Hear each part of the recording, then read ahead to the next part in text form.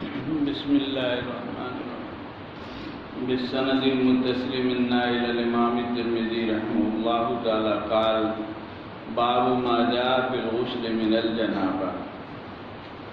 اب تک وضو کا بیان، نواقض وضو کا بیان تھا،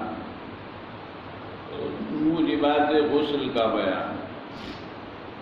موجبات غسل 3 ہیں، 2 عورتوں کے ساتھ مختص ہیں، حیض اور نفاس، اور ایک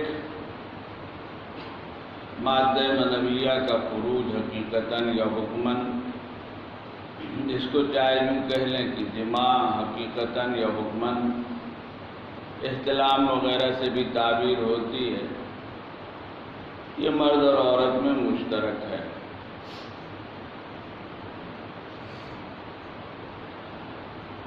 باب ما جاء فی الغسل من الجنابہ، جنابت کی وجہ سے غسل، اس کے وجوب کا بیان اور پھر اس کا طریقہ۔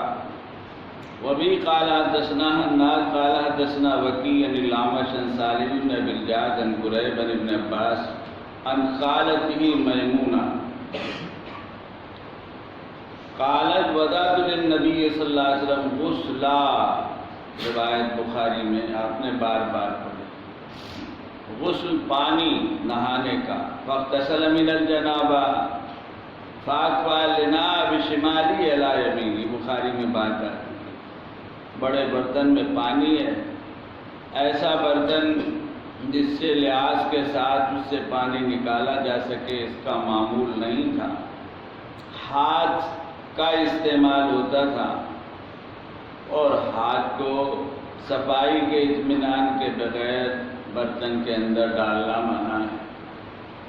تو حضور صلی اللہ علیہ وسلم اکفا الاناء بشمالی علی یمینی، برتن کو بائیں طرف سے، بائیں ہاتھ سے پکڑ کے ایسے سہارا دے کر جھکاتے، دائیں ہاتھ پہ پانی گرتا، فغسل کفیہ ثم ادخل یدہ فی الاناء فافاض علی فرجہ، ہاتھ دھونے کے بعد سب سے پہلے محل استنجا کی صفائی پاکی، ثم درک بیدہ الحائط او الارض ثم مضمض، پھر وضو فرماتے، مضمض واستنشقا وغسل وجہہ وذراعیہ، یہ وضو آداب میں سے، اس کے بغیر غسل ہو جاتا ہے۔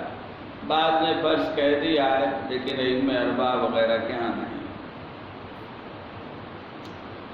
اور کلی اور استنشاق وضو کے بیان میں آ چکا ہے۔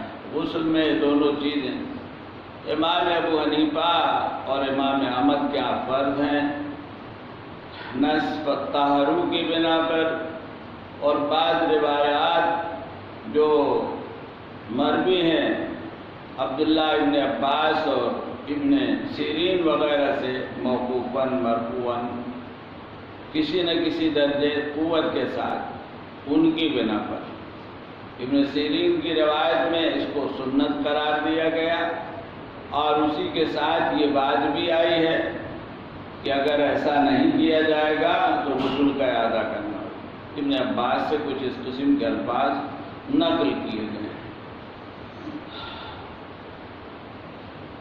وغسل وجهه وذراعیہ فافاض علی راسہ ثلاثا، وضو سے فارغ ہو کر سر پر 3 حصے میں پانی، بال اچھی طرح بھیگ جائیں، ثم افاض علی سائر جسدہ ثم تنحى فغسل رجلہ، قال ابو عیسیٰ ھذا حدیث حسن صحیح۔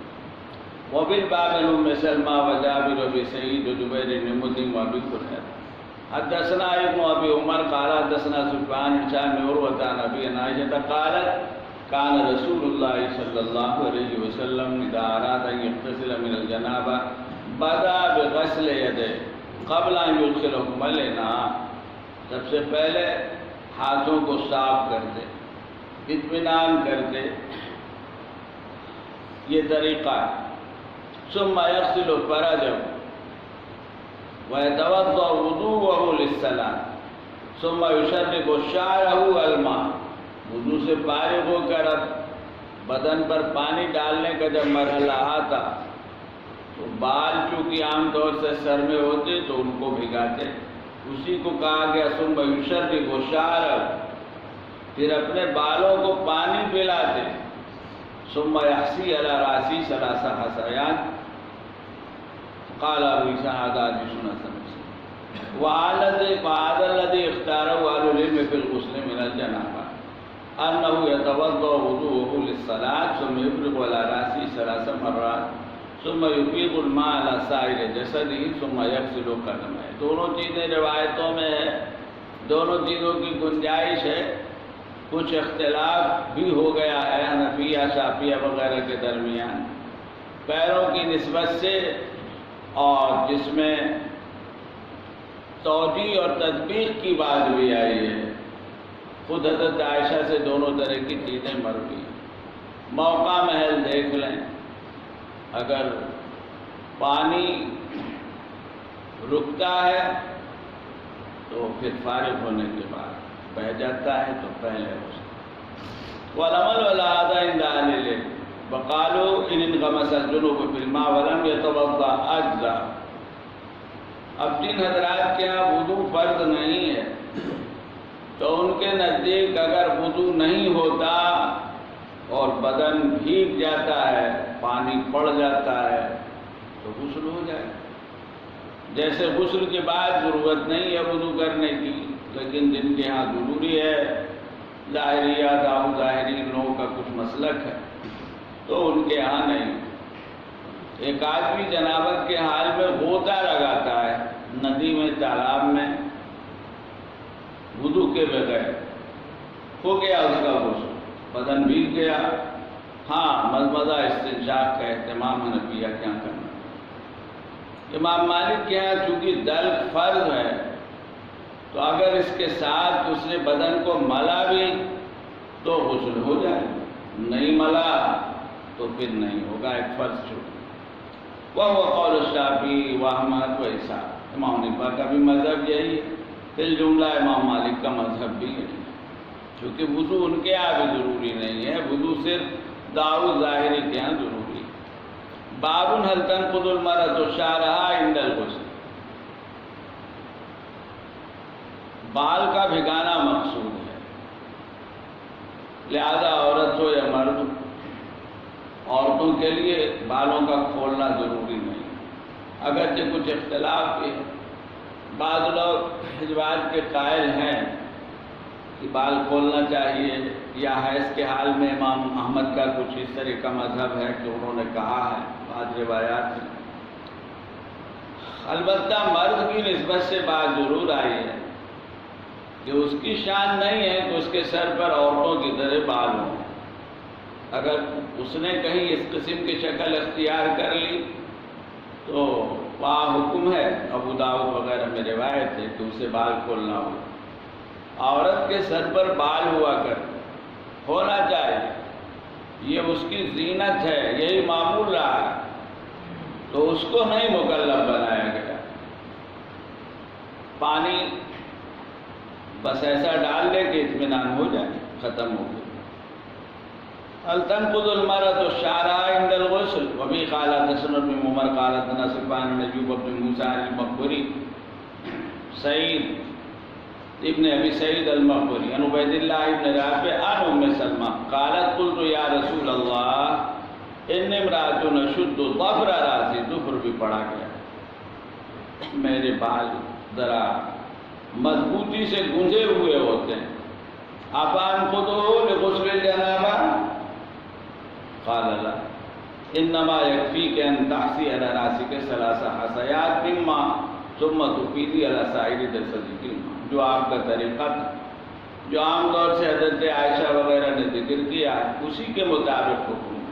وہ حضرت عائشہ سے جو ایک روایت آئی حج کے موقع پر حضور صلی اللہ علیہ وسلم نے فرمایا، اس سے کچھ لوگوں نے استدلال کیا ہے، لیکن خود حضرت عائشہ وغیرہ نے رد کیا ہے۔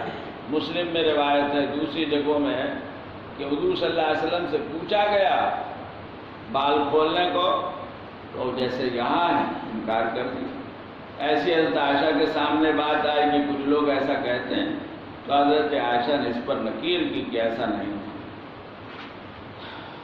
ثم تفیدی علی سائر جسدک الماء فتطهرین او قال فیضان کے قطعان قال ابو عیسیٰ هذا حدیث حسن والعمل على هذا عند اہل العلم، پہلے مسئلے میں بھی اختلاف نہیں یہاں بھی نہیں، ان المرأة اذا اغتسلت من الجنابہ فلم تنقص شعرها ان ذلك یجزئها بعد ان تفیض الماء على رأسها، یہ اطمینان ضروری ہے، اس کے بغیر نہیں ہوگا۔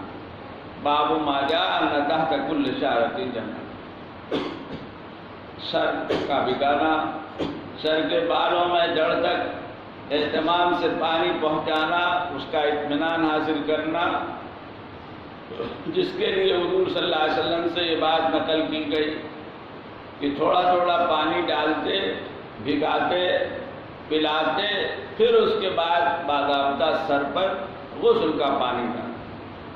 تو یہ اس لیے باب ما جاء ان تحت كل شعرة جنابہ، حدث اکبر پورے بدن کے روئے روئے میں ہوتا ہے، تو جب روئے روئے میں ہوتا ہے تو سب کا بھیگنا اور سب کا بھگانا ضروری ہے۔ اس کا جو ہے ظاہر ہے کہ اسی نسبت سے اپنے حالات کے اعتبار سے اہتمام کرنا ہو، ذرا بھی اگر غفلت ہوئی تو ظاہر ہے کہ غسل نہیں ہوگا۔ حضرت علی رضی اللہ تعالیٰ عنہ کی روایت آئی، ابو داؤد وغیرہ میں ہے کہ حضور صلی اللہ علیہ وسلم نے فرمایا ہے کہ من ترک موضع شعرۃ من جنابہ، آدمی حدث اکبر کے حال میں ایک بال کے برابر حصہ بھی اگر بدن کا رہ گیا، ویل بھی کذا و کذا من النار، آپ نے پڑھا ویل للعقاب من النار، ذرا سا ایڑی کا حصہ خشک رہ گیا، پیر کے تلوے وہاں پانی نہیں پہنچا، انگلیوں کے درمیان پانی نہیں پہنچا تو وضو نہیں ہوگا، پھر نماز نہیں، غسل نہیں ہوا تو نماز نہیں ہوئی، تو جب نماز نہیں ہوئی تو لامحالہ آدمی جہنم میں جائے گا۔ آتا ہے کہ حضرت علی رضی اللہ تعالیٰ عنہ اس روایت کو بیان کرنے کے ساتھ فرماتے تھے وَمِن ثَمَّ عَادَيْتُ رَأْسِي، اسی وجہ سے تو میں نے اپنے سر سے دشمنی کر رکھی ہے۔ کیا مطلب؟ میں بال رکھتے ہی نہیں۔ حضرت علی جہاں تھوڑے سے بال ہوئے وہ بال صاف کر دیں، کہیں ایسا نہ ہو بڑے بال ہوں گے تو اہتمام کرنا پڑے گا۔ وَبِهِ قَالَ حَدَّثْنَا نَصْرُ بْنُ عَلِي قَالَ حَدَّثْنَا الْحَارِثُ بْنُ وَدِيعٍ قَالَ حَدَّثْنَا مَالِكُ بْنُ دِينَارٍ عن محمد بن سیرین عن ابی ہریرہ عن النبی صلی اللہ علیہ وسلم۔ سیرین یہاں تو مرد کا نام ہے لیکن یہ عورتوں کا بھی نام ہے، یہاں نہیں ہے لیکن ویسے حضور صلی اللہ علیہ وسلم کی خدمت میں دو بانیاں مصر سے بھیجی گئی، ایک ماریہ دوسری سیرین۔ تو ہمارے یہاں عورتوں کے نام میں شیرین کچھ چلتا ہے بہت سی جگہوں، جیسے زرینہ چلتا ہے، لیکن ایک صحابیہ ہیں ان کا نام رزینہ ہے، پہلے را ہے پھر زا ہے، ایسے سیرین صحابیہ ہیں۔ یہ سیرین محمد، یہ جو مشہور عالم ہیں، تابعی ہیں بڑے درجے کے، ان کے والد کا نام ہے۔ عن ابی ہریرہ رضی اللہ تعالیٰ عنہ النبی صلی اللہ علیہ وسلم قال تحت كل شعرة جنابہ فاغسلوا الشعر وانقوا البشر، اہتمام سے بالوں کو دھلو، کھالوں کو صاف کرو وغیرہ دھلو۔ وفی الباب عن علی، حضرت علی کی روایت اس کا بھی تذکرہ ہوا۔ قال ابو عیسیٰ حدیث الحارث بن وَدِيعٍ حدیث غریب، اس میں ذوف ہے راوی پر کلام کی وجہ سے، لیکن دوسری روایات بھی ہیں۔ حضرت علی کی روایت ابو داؤد پر، ایسے ہی حضرت ابو ذر رضی اللہ تعالیٰ عنہ کی روایت جس میں مضمون آیا ہے کہ مٹی مسلمان کے لیے مطہر ہے چاہے 10 سال تک، جب پانی ملے فَلْيُمِسَّهُ بَشَرَتَهُ۔ حدیث غریب لا نعرف الا من حدیثی وهو شیخ لیس بذلك، یہ قوی نہیں۔ وقد روی عنہ غیر واحد من الائمہ، اگرچہ کئی ائمہ ان سے روایت نقل کرتے۔ وقد تفرد بهذا الحدیث عن مالک بن دینار، لیکن یہاں کمی ہے کہ مالک سے تنہا نقل کرتے ہیں، اس وجہ سے خرابی آ گئی اس متن میں۔ ويقال الحارث بن ودیع ويقال ابن ودیع۔ باب فی الوضوء بعد الغسل، آتا چکی وضو سے پہلے، غسل سے پہلے وضو ہے، یہ سنت ہے، یہ طریقہ ضروری نہیں۔ اور جب غسل ہو گیا تو اب وضو کرنا بے مقصد سا ہے، اسی لیے کہیں منقول نہیں ہے اور بلکہ اس کے خلاف نقل کیا گیا۔ عبداللہ ابن عباس کی ایک روایت ہے طبرانی کہ جس کا مضمون کچھ اس قسم کا ہے کہ جو آدمی غسل کے بعد وضو کرتا ہے فَلَيْسَ مِنَّا، اس کا ہم سے کوئی تعلق نہیں۔ یہ ذاتی ہے، پہلے ہو تو ٹھیک ہے، ورنہ تو غسل کے ضمن میں وضو ہو ہی جاتا ہے، لیکن ایک طریقہ حضور صلی اللہ علیہ وسلم نے بتایا ذاتی اہتمام میں، اس لیے ہونا یہی چاہیے کہ پہلے وضو کیا جائے پھر غسل کیا جائے، اعضائے وضو پہلے دھلیں پھر پورے بدن پہ پانی ڈالیں۔ وَبِهِ قَالَ حَدَّثَنَا إِسْمَاعِيلُ بْنُ مُوسَىٰ قَالَ حَدَّثَنَا شَرِيكٌ عن أبي إسحاق عن الأسود عن عائشة رضي الله تعالى عنها أن النبي صلى الله عليه وسلم كان لا يتوضأ بعد الغسل، کسی غسل کے بعد وضو نہیں کرتے۔ قال ابو عیسیٰ هذا قول غیر واحد من اصحاب النبی صلی اللہ علیہ وسلم، بہت سے صحابہ وغیرہ ان حضرات نے یہی بات کہی ہے۔ والتابعین لا يتوضأ بعد الغسل، یہ اجماعی مسئلہ ہے۔ داؤد ظاہری نے چونکہ اس وضو کو ضروری کہہ دیا ہے تو ان کے یہاں رائے اس سلسلے میں کچھ اور نقل کیا۔ باب ما جاء اذا التقى الختانان وجب الغسل، یہاں تک تو غسل کے طریقے کا بیان، تو اس کا طریقہ کیا ہے؟ اب موجبات غسل میں جو پہلا ہے عام ہے، مرد اور عورت دونوں سے تعلق ہے، وہ ہے، اور وہ ہے جماع، صحبت، مادہ منویہ کا خروج، احساس ہو نہ ہو، اس کا ذریعہ، اس کا آمد، یہ موجب غسل ہے۔ باب ما جاء اذا التقى الختانان وجب الغسل، جماع کی جب نوبت آئے گی تو جو جماع کا حاصل ہے وہ جب پایا جائے گا، اور ظاہر ہے کہ وہ یہ ہے کہ مرد اور عورت کے اعضاء محض اتصال نہیں، التقاء وغیرہ کا جو لفظ ہے روایتوں میں کئی الفاظ ہیں، بعض کا حاصل تو یہی نکلتا ہے، اتنا نہیں، بلکہ دخول جس کو کہتے ہیں، ادخال جس کو کہتے ہیں، اور اسی کا لحاظ کرتے ہوئے کہا جا سکتا ہے کہ بعض روایتوں میں الفاظ ہیں اذا التقى الختانان وتوارت الحشفہ یا وغابت المدورہ، بات محض مباشرت فاحشہ آپ نے اگر پڑھا ہو نواقض میں، تو جس کا حاصل تو صرف بدن کا بدن سے یا شرمگاہ کا شرمگاہ سے صرف اتصال ہے، بس آگے کچھ نہیں، اس سے وضو ٹوٹتا ہے، کیونکہ مزی کے خروج کا مدنہ غسل نہیں واجب ہوتا۔ غسل تو واجب ہوگا جب جماع پایا جائے گا، چاہے چند منٹ کو ہو یا چاہے چند سیکنڈ کو۔ وہ عمل جب ہو گیا تو اگرچہ اصلاً تعلق اس کا خروج منی سے ہے، لیکن اس کے ساتھ نہیں رکھا گیا۔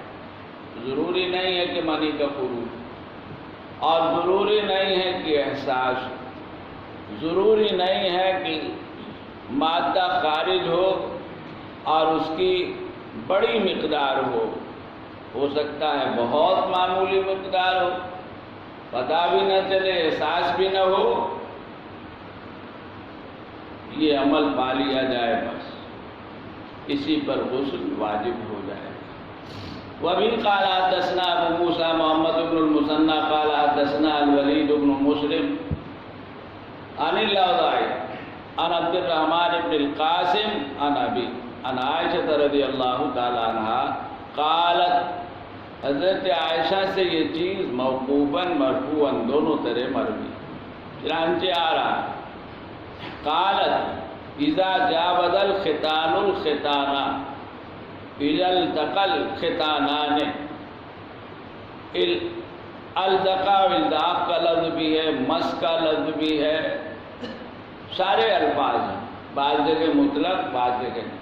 جیسے بعض جگہ ہے وَإِن لَّمْ يُنزِلْ، یہ عمل پایا جائے وَإِن لَّمْ يُنزِلْ، اور بعض روایتوں میں ہے انزل او لم ينزل۔ غسل کا وجوب انزال پر مادہ منویہ کے خروج پر موقوف نہیں ہے، اس عمل کے ساتھ جوڑا گیا ہے چونکہ یہ عمل ذریعہ ہوتا ہے۔ ختان اور خفاف دو لفظ بولے ہیں، مرد کے وضو کی نسبت سے ختان، عورت کے وضو کی نسبت سے خفاف، چونکہ عورتوں میں بھی اس کا معمول رہا ہے، عرب میں تھا اور ابھی بھی کہیں کہیں ہے، اگرچہ وہ حیثیت نہیں ہے جو مرد کی نسبت، تو تقریباً ختانان ہے اصل میں، تو ختان الخفاف ہونا چاہیے۔ اذا التقى اذا جاوز الختان الخفاضہ، اذا التقى الختان الخفاضہ تقلیب۔ وجب الغسل فعلته انا ورسول اللہ صلی اللہ علیہ وسلم فاغتسلنا، ضرورت ہے، دینی ضرورت ہے، مسئلہ حکم شرعی معلوم ہونے کے لیے، تو اس میں بسا اوقات جو چیز حیا اور پردے کی ہوتی ہے اس سے سر پہ نظر کیا جائے، کیونکہ اشتباہ ہوتا ہے، وضاحت نہ ہو اشتباہ ہوتا ہے، لوگ غلطی میں پڑھتے ہیں، اس لیے اس قسم کی چیزیں پوچھی نہیں اور اس قسم کی چیزیں بتائی نہیں۔ آج دنیا نہ جانے کیا کیا کہہ رہی ہے، یہ پڑھاؤ وہ پڑھاؤ، یہ کرو وہ کرو۔ دوسری طرف ایک ذہن ہے کہ اس قسم کی روایتیں صاحب یہ حیا کے خلاف ہیں، یہ تو پردے کی چیزیں ہیں، ان کو کوئی شریف آدمی بیان نہیں کیا کرتا، اس لیے یہ روایتیں غلط مل جائیں گے اسے۔ اپنی طرف سے معیار ہے ہر چیز کا، شرافت کا، اس کا اس کا، تو یہ غلط ضرورت۔ کہیں آپ نے پڑھا حضرت ام سلیم کی روایت تھی، ان اللہ لا یستحی من الحق کہا گیا ہے،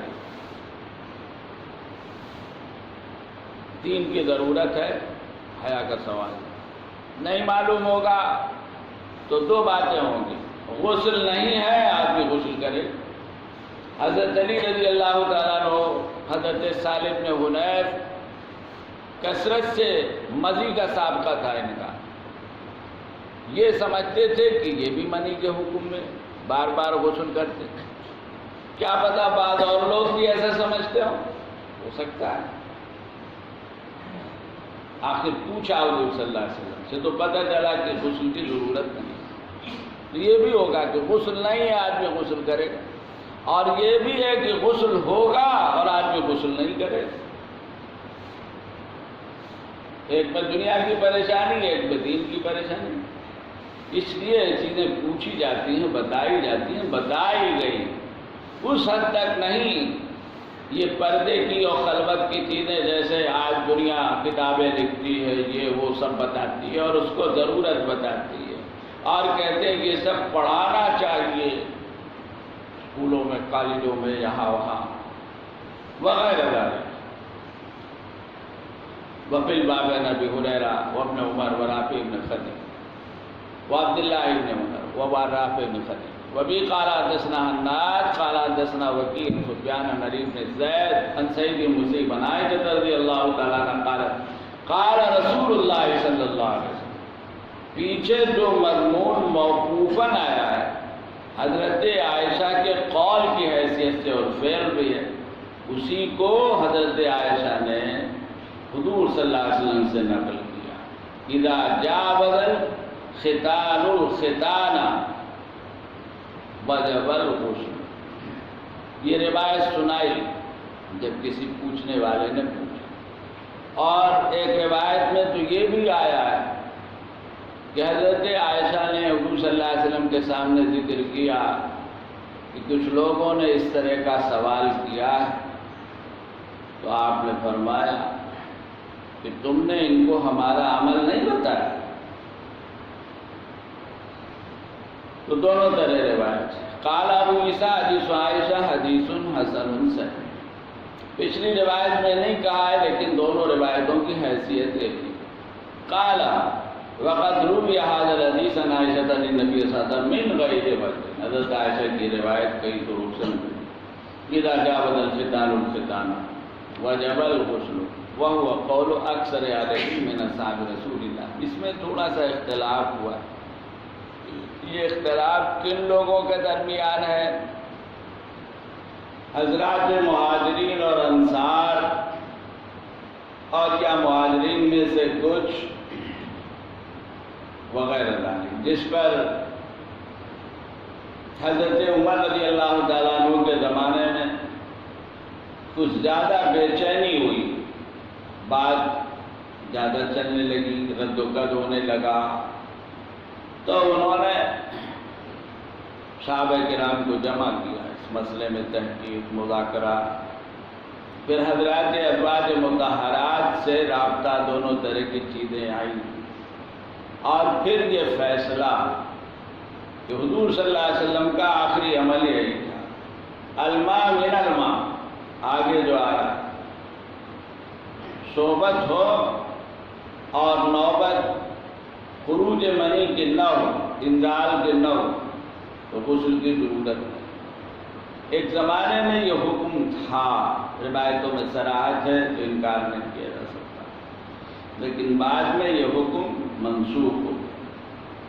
بعض صحابہ ہیں حضرت ابی بن کعب وغیرہ، دونوں چیزیں انہوں نے نقل کی. خود حضرت عائشہ سے بعض روایتوں میں حضور اکرم صلی اللہ علیہ وسلم کی نسبت سے بھی یہ بات نقل کی. تو ایک وقت تک رخصت تھی، پھر یہ رخصت ختم کر دی. اور پھر یہ چیز جب حضرت عمر کے زمانے میں اس طرح فیصلہ ہو گیا تو یہ اجماعی یا جمہوری ہو گئی. عام طور سے لوگ اب ائمہ اربعہ وغیرہ زیادہ تر اسی کے قائل ہیں. کچھ لوگوں کی طرف اختلاف کی نسبت کی جاتی ہے، بعض ظاہریہ وغیرہ یا اس طرح. وهو قول اکثر اہل العلم من اصحاب رسول اللہ صلی اللہ علیہ وسلم منهم ابو بکر و عمر و عثمان و علی. اس سے بڑی کیا بات؟ وعائشہ والفقہاء من التابعین، اور فقہاء تابعین اسی کے قائل. ومن بعدهم، تابعین کے بعد مثل سفیان الثوری والشافعی واحمد و اسحاق. امام ترمذی ہر جگہ امام مالک کا نام نہیں لیتے، ابو حنیفہ کا نام تو شاہد و باعث لیتے ہیں. تو امام مالک اور حنیفہ کا مذہب بھی یہی ہے. قالوا اذا التقى الختانان وجب الغسل. باب ما جاء ان الماء من الماء. کچھ توضیحات بھی کی گئی ہیں اس روایت کی، لیکن جو تفصیلات ہیں اس کے مطابق بات یہی ہے کہ اس کو ظاہر پر محمول کیا جائے. الماء من الماء، من اجلیہ تعلیلیہ، پہلے ماء سے پانی مراد ہے جو غسل کے لیے استعمال ہوتا ہے، اور دوسرے ماء سے مادہ منویہ مراد ہے. یعنی پہلا ماء تو عام ہے اور دوسرا ماء خاص ہے. کیا مطلب؟ بدن پر پانی ڈالا جائے گا، غسل کیا جائے گا جب صحبت کی صورت میں بدن سے پانی نکلے گا. وبه قال حدثنا احمد بن مني قال حدثنا عبد الله بن مبارك قال حدثنا يونس بن يزيد عن الدوري عن سالم بن سعد بن ابي بن كعب رضي الله تعالى عنه قال انما كان الماء من الماء رخصة في اول الاسلام ثم نهي عنه. بہت صاف بات. دوسری روایت بھی ان سے آئی ہے اس کے ساتھ یہ، اور اسی قسم کا مضمون حضرت رافع بن خدیج سے بھی نقل کیا گیا. وبه قال حدثنا احمد بن مني قال حدثنا ابن مبارك قال حدثنا معمر عن الزهري بهذا الاسناد مثله قال ابو عيسى هذا حديث حسن صحيح وانما كان الماء من الماء في اول الاسلام ثم نسخ بعد ذلك. اول الاسلام کا مطلب ما قبل الہجرہ نہیں ہے، ما بعد الہجرہ، ورنہ حضرات انصار کا اختلاف جو ان کی روایت کہاں سے ہے. هكذا روى غير واحد من اصحاب رسول الله صلی اللہ علیہ وسلم منهم ابي بن كعب ورافع بن خدیج. ان دو حضرات سے دونوں باتیں اور نسب وغیرہ کی باتیں نقل کی گئی ہیں، اور جیسا کہ ذکر کیا کہ حضرت عائشہ رضی اللہ تعالیٰ عنہ کی روایت بھی کچھ آئی ہے جس میں کچھ اس طرح کی چیز ہے کہ فتح مکہ سے پہلے اور فتح مکہ کے بعد. اور چونکہ یہ حکم تھا ایک اشتباہ اسی لیے روایتوں میں ہے وَإِن لَّمْ يُنزِلْ انزل او لم ينزل وغیرہ کے جو اضافے ہیں وہ دراصل اسی لیے. والعمل والعزاء عند اکثر اہل العلم الا انه اذا جامع الرجل امراته في الفرج وجب عليهم الغسل وان لم ينزلا. یہ جمہور کا مذہب ہے. حدثنا ابي موجن قال اخبرنا شريك عن ابي الجحاف عن عكرمة بن عباس قال انما الماء من الماء في الاحتلام. یہ ایک قسم کی توجیہ کہ یہ حکم دراصل صحبت سے متعلق نہیں ہے بلکہ احتلام سے متعلق ہے جس کا بیان آگے آ رہا ہے. قال ابو عيسى سمعت الجارود يقول سمعت وكيع يقول لم نجد هذا الحديث الا عند شريك. گویا اس میں تفرد. وفي الباب عثمان بن عفان وعلي بن ابي طالب والزبير وطلحة بن ايوب وابي سعيد عن النبي صلى الله عليه وسلم قال الماء من الماء. کئی لوگوں کی روایت ہے. ایک زمانے میں یہی حکم تھا تو معروف تھا، چنانچہ کچھ آگے بھی چلا اور اسی لیے اختلاف بھی. وابو الجحاف اسمه داؤد بن ابي عوف وروي عن سفيان الثوري قال حدثنا ابو الجحاف وكان مرقيا. ترمذی کی عادت ہے بسا اوقات راوی کا تعارف کراتے ہیں، حیثیت بھی بیان کرتے ہیں. تو ابو الجحاف کا تعارف کرایا اور ان کی حیثیت بیان کرتے ہوئے سفیان ثوری کا قول نقل کیا. حدثنا ابو الجحاف وکان مرضیا، اور وہ ہمارے نزدیک پسندیدہ. باب فی من یستیقظ ویرى بللا ولا یذکر احتلام. یہ بیان ہے احتلام کا، نیند کے حال میں جو حلم سے ماخوذ ہے، جس کے معنی خواب وغیرہ کے ہیں. آدمی ایسا حال دیکھتا ہے جو غسل کا موجب ہوتا ہے. اس میں حکم یہی، کچھ تفصیلات بھی ہیں لیکن معروف بات یہی، اگر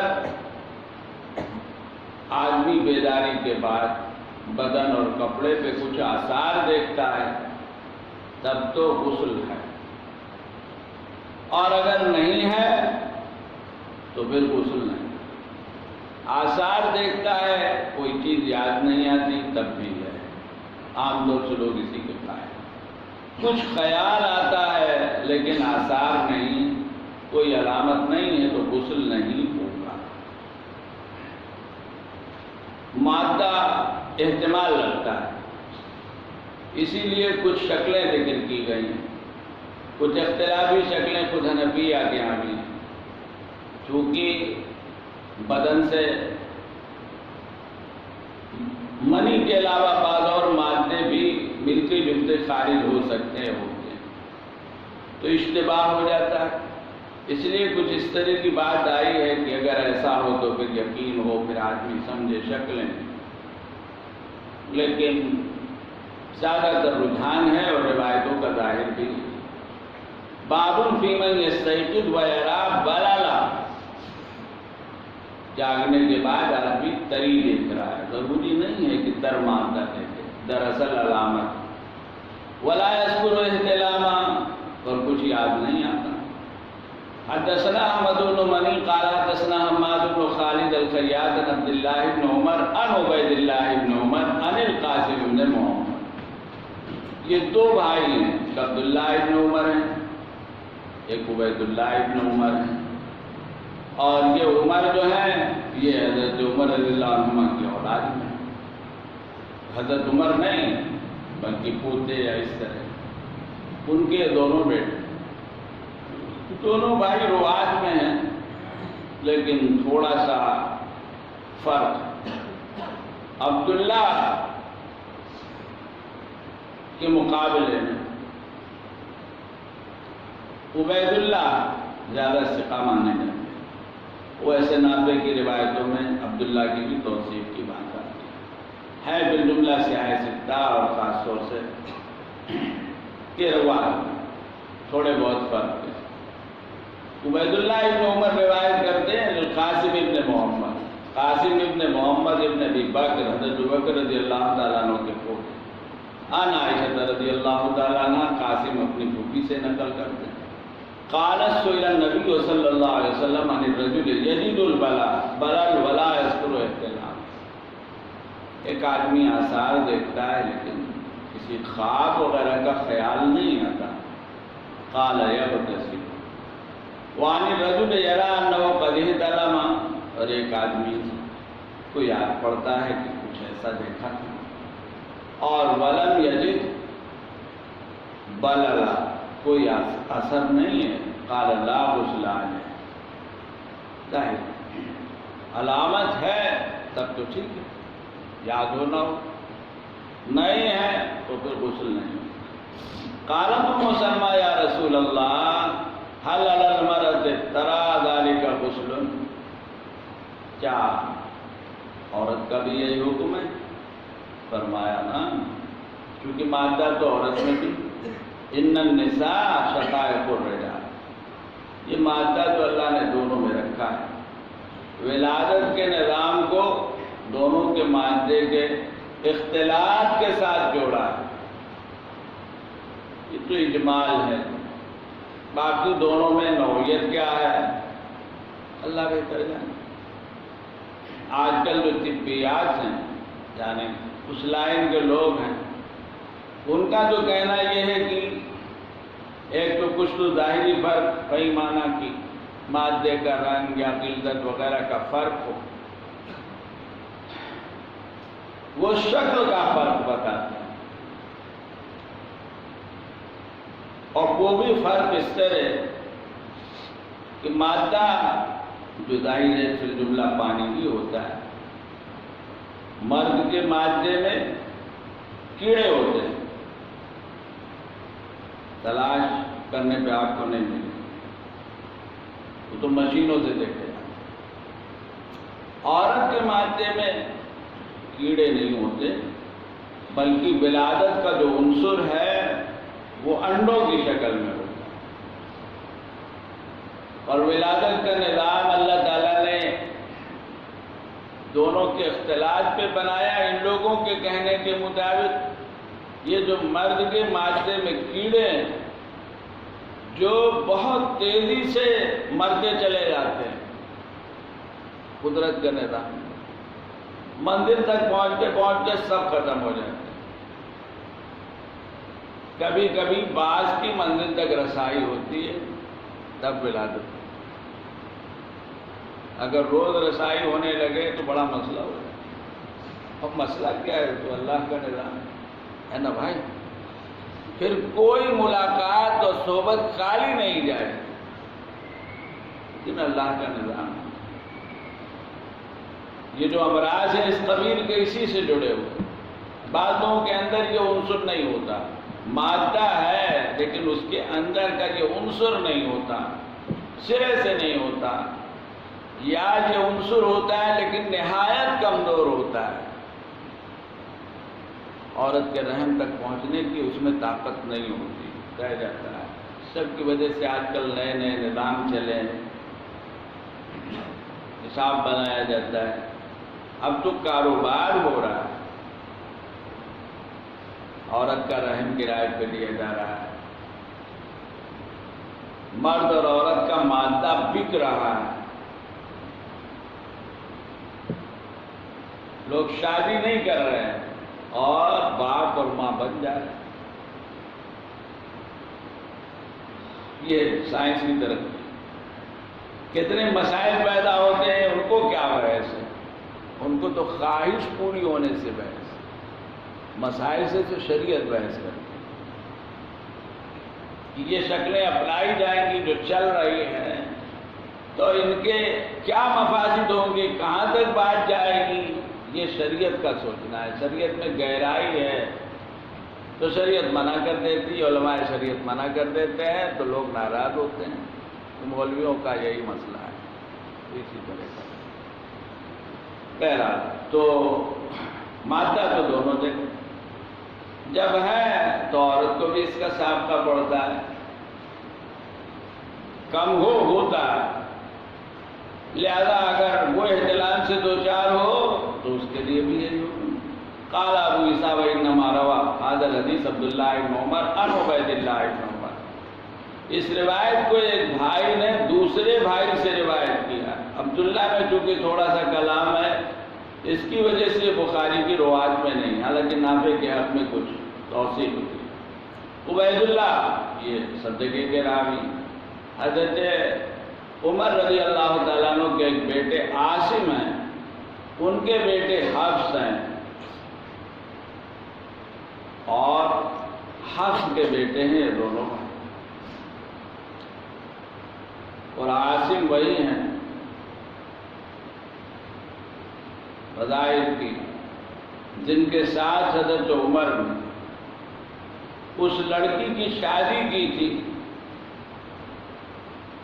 جو رات کی تنہائی میں ماں سے کہہ رہی تھی، جب ماں دودھ میں پانی ملانے کو کہہ رہی تھی کہ امیر المومنین نے منع کیا ہے.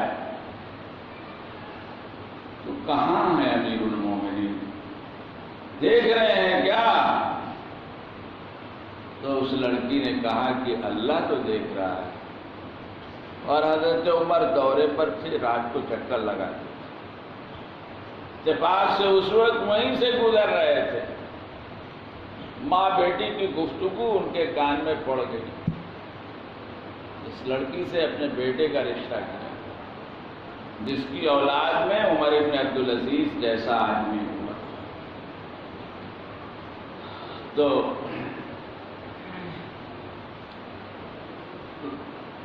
روا حضرت حدیث عبداللہ بن عمر عن عبید اللہ بن عمر حدیث عائشہ. پھر رجل یجد البلد ولا یذکر احتلام وعبداللہ ضعفہ ابن سعید من قبل حفظہ بلد. ضعف عبداللہ کا ضبط کی نسبت سے، عدالت کی نسبت سے.